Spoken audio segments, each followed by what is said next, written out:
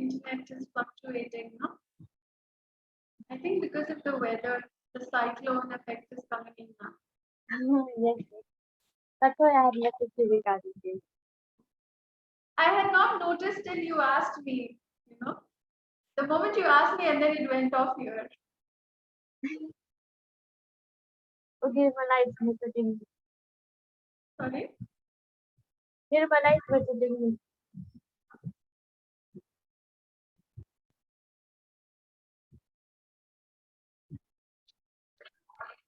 Yesterday's session could not be recorded. I'm sorry I could not upload it in YouTube, the link, okay? But I had shared the PPTs with you guys because there was so much fluctuation yesterday, no? No, it's not be recorded. Yeah. So today it is getting recorded actually. Assessment center method. Okay. So the third one is the assessment center method. Can you see the screen? Not yet. Yes, yes. Now we can. So the concept of assessment center was introduced way back in 1930s by the German army, but it has been polished and tailored to fit today's environment. The assessment center method enables employees to get a clear picture of how others observe them and the impact it has on their performance. Okay, so assessment center is how others observe us, okay, and how it is going to impact their performance. The main advantage of this method is that it will not only assess the existing performance of an individual, but will also predict a future job performance. Okay, this is through assessment center. So there are definite parameters set, and there are, it is assessed by other people, and the main goal is to assess the existing performance as well as the future job performance. It can help predict future job performance. I will explain in detail. Okay. So what are the stages in a typical assessment center appraisal? How does it look like? So first there is a pre-assessment. Have you seen online tests? Online tests, there are certain parameters, specific parameters given. Okay, and then you'll have to give ratings on that. There are certain behavioral online tests.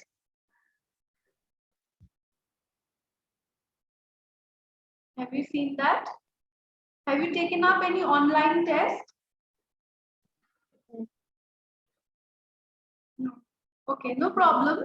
So see, this assessment center, it is mainly focused on circulating, see, a set of online test paper kind of a thing is done. Okay, an evaluation form is done, and it is circulated to all the people, who are affected by this employee's work. Okay, now they will rate them on the basis of the certain parameters given. So they will just rate and they will upload it. Okay. So it is like online pre-assessment happens. Okay. That means before the appraisal starts, online objectives of review. So what are the review points that is set? Then find the competencies and reviewers. Who is going to review? So it is the manager, it are the people who are getting affected by this employee's job. Okay, so you'll have to figure out who are you going to send these online test review papers to. Okay, and then design the exercises. It could be behavioral, it could be functional.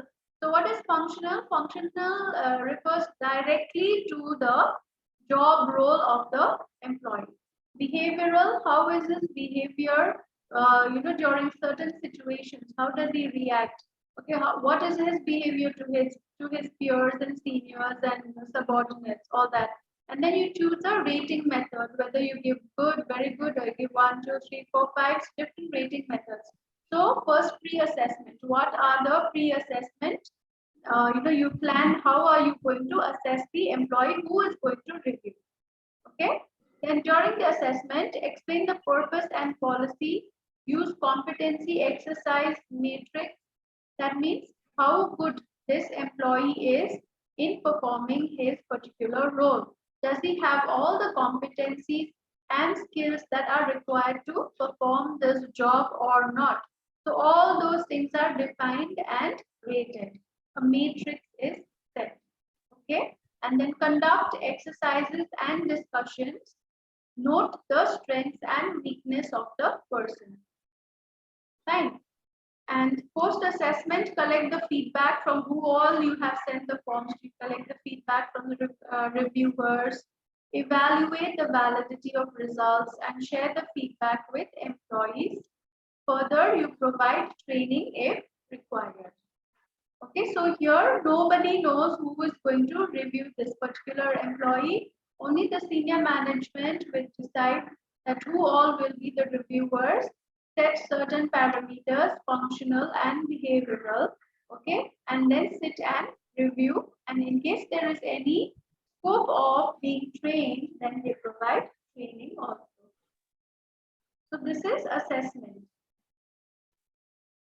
Okay, online assessment. So nobody sits together and nobody does the planning of the objectives and giving feedback and all that. It happens from people who are selected, they rate, and then at the end from the manager a certain feedback is given, or the appraisal directly. Sometimes it comes to the account. That's it. So then you realize I've got this much money as my appraisal. There is no feedback, there is no communication. Okay. So what We used to get you used to get that way only. yeah, we used to get one sheet that was like objective types, and regarding the managers and everyone who was above us, and we were told that no one will know who gave what kind of feedback, so please be honest and stick, even if your manager and whoever is above us is not behaving good, or if it's not if he or she is not working properly. So Mhm. we used to get that in a paper, not online. Yeah, yeah.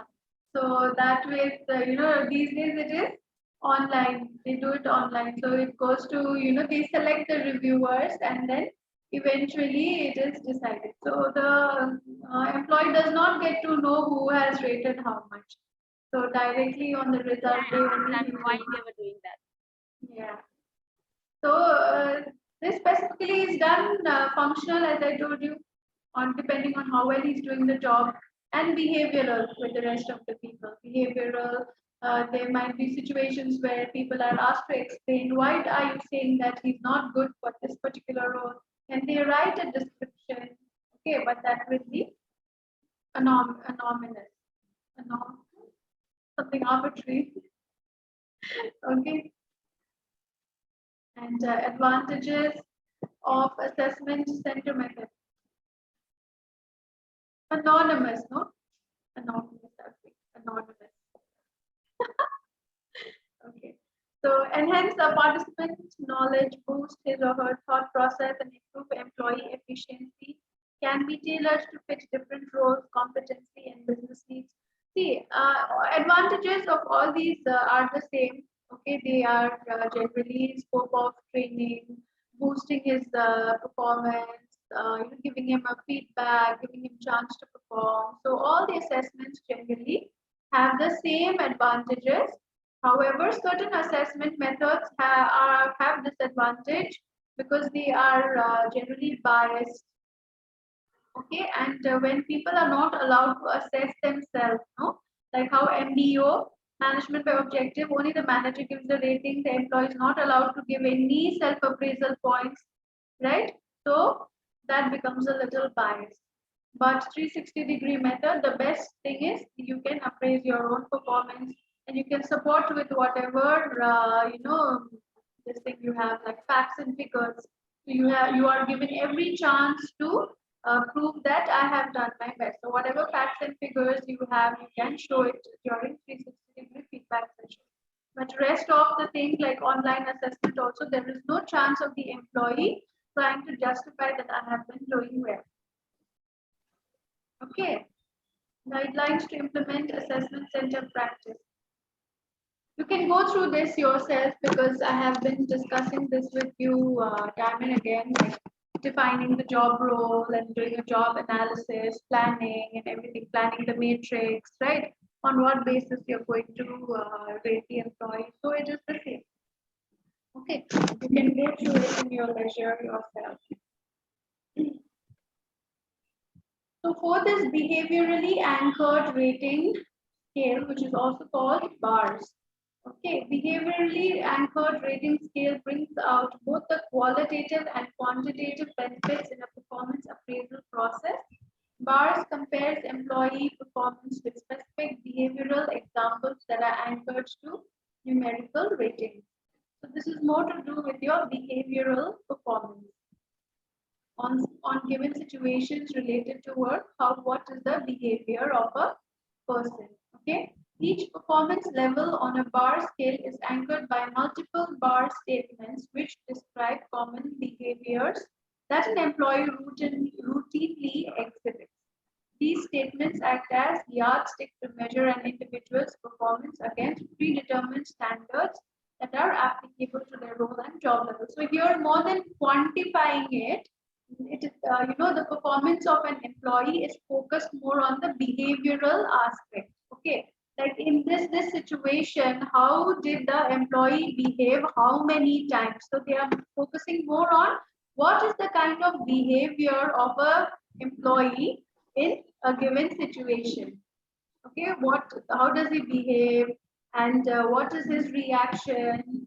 Okay, so depending on this, they will also predict the of the employee, like how he's going to perform. Okay, so this is not very quantitative, it's more of behavioral. The first step in BARS creation is generation of critical incidents. So as I was telling you, it is more to do with the incidents, okay? Like how is reacted during certain critical incidents that depict typical workplace behavior. Okay, in a given incident, what was this person's behavior?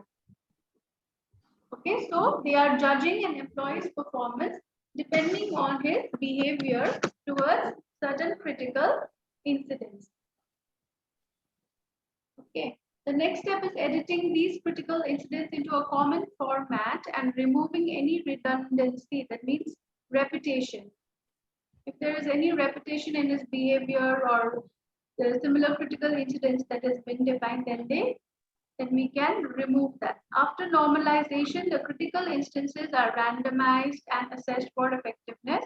Remaining critical incidents are used to create bars and evaluate employee performance. So all this is trying to say is depending on the behavior. Okay, what is the advantage of this particular process? Enjoy clear standards, improved feedback, accurate performance analysis, and consistent evaluation. Second would be eliminate construct irrelevant variance in performance appraisal ratings by emphasis more on specific, concrete, and observable behaviors. So, if I am giving somebody a rating of 4, then you will support it with an incident and example, because it has always been focusing on the behavior of the person.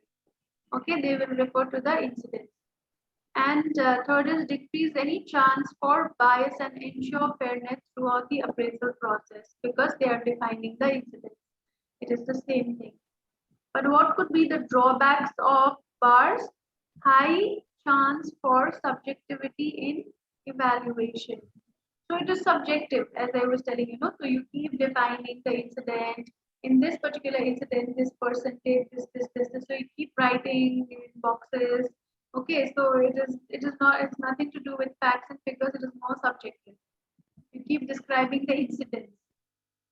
Okay, girls, are you getting it? Is it getting boring? Yes. No. Okay. So another is hard to make compensation and promotion decisions. So that's it. If there is no facts and figures, if you cannot quantify, if you cannot say, okay, out of 5 he has achieved 4. If I have given 5 target, he has achieved 4. Then it becomes difficult to decide whether to give a promotion or not, whether to give 1,000 rupees hike or 5,000 rupees hike, right? Because we are just going on talking and talking about incidents and behavior and all that. Right, so when it becomes subjective, it is difficult to decide. And it is a time consuming process to create and implement. because of the same reason, and demands more from managers and senior executives. So it involves a lot of time from your managers and your senior managers. So it is very time consuming. Okay. This is not generally used anymore. Fifth one is psychological appraisals. You want a break? 12:30. Nirmala is telling yesterday. Okay. Great. It is important to understand different methods, what to do. Weather is also not very good. That's why maybe. I told you guys, if you want to do 3 days a week, it's up to you. But I think lockdown is, there's not much to do during lockdown, right? So I'm very happy actually. You guys are looking forward to the training session. That is a very good thing for me. And I'm really, I'm taking it as a very positive feedback that you look forward to attending my training session.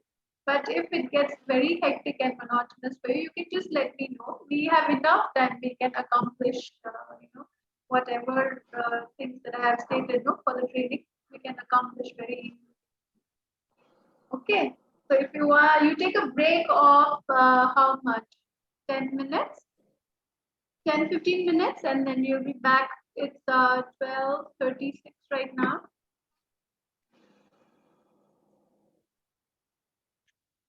12:36.